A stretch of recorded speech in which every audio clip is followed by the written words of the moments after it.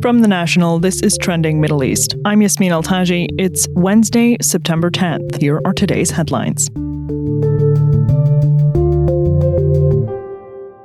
Gulf nations and leaders across the world condemned Israel after its air force attacked Qatar. Several blasts were heard in Qatar's capital, where Hamas negotiators have been reviewing Gaza ceasefire proposals. Israel said the attacks were an attempt to kill Hamas leaders. Arab countries, including the UAE, swiftly condemned the attack. The National's Thomas Helm reports from Jerusalem.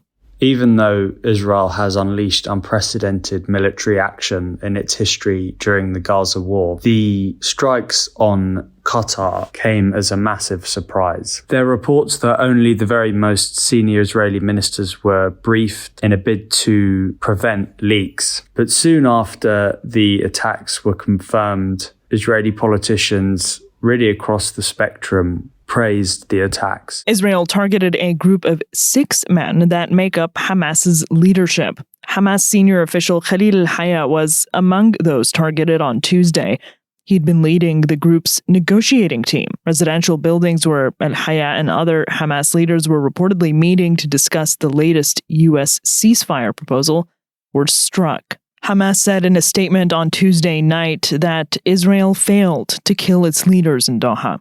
Qatar has received a lot of criticism in the Israeli media and is unpopular among Israelis. Israelis think that Qatar's role hosting Hamas political leadership is a sign that it was somehow behind or responsible, at least, for the October 7 attacks. Obviously, an accusation that Qatar would very strongly deny. Qatar says instead that its hosting of the Hamas leadership is at the request of countries such as the US to facilitate diplomacy, and the Gulf state has a long history of mediating in global conflicts, not least this one, which has seen it play an important role in negotiating the previous 2 ceasefire deals.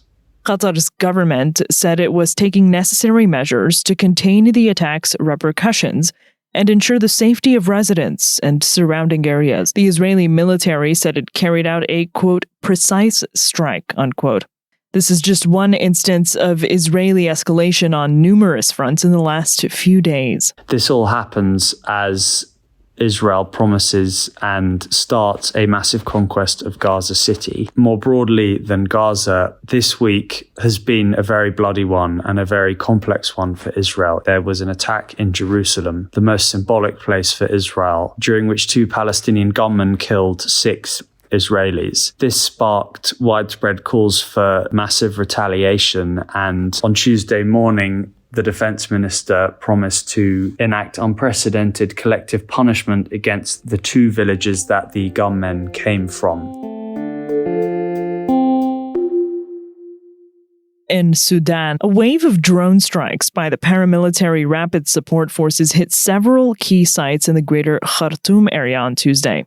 It shattered what was relative peace that had prevailed there since Sudan's army had retaken the capital from the RSF 6 months ago. The RSF claimed responsibility for the attack. It said it was in response to what it called, quote, the criminal targeting, unquote, of hospitals and other civilian structures in the regions of Darfur and Kordofan. The army is locked in a devastating civil war against the RSF. It's been ongoing since April 2023. It caused a power cut in several parts of the greater Khartoum area, as well as in the Nile province to the north, residents said.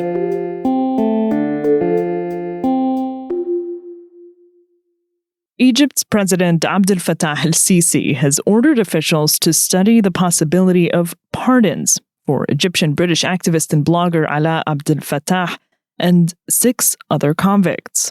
The order follows a petition launched on Monday by Egypt's National Council for Human Rights. It called for the president to pardon 7 prisoners, quote, in view of the critical family circumstances faced by their relatives, unquote. The council issued a statement on Tuesday that said el-Sisi had directed relevant authorities to study the petition. A spokesperson for the UN Human Rights Office made a call to the Egyptian government about these arrests in August. We call on Egyptian authorities to put an end to the practice known as rotation, which allows government critics to be held arbitrarily and for prolonged periods. Human rights defenders, activists, lawyers, journalists, peaceful protesters, and political opponents have been targeted by this rotation practice. Abdel Fattah is now 43. He began a hunger strike on March 1 and moved to a partial hunger strike in late July after his name was taken off Egypt's terrorism list. His mother had ended her hunger strike earlier in the month. He's been detained several times under different governments for lobbying for more civil rights on social media and in public. He was a central figure in Egypt's 2011 uprising that forced former President Hosni Mubarak to step down. That's all for this morning's headlines. You can follow these stories and our live coverage at our site. Yasmin Al-Taji, The National.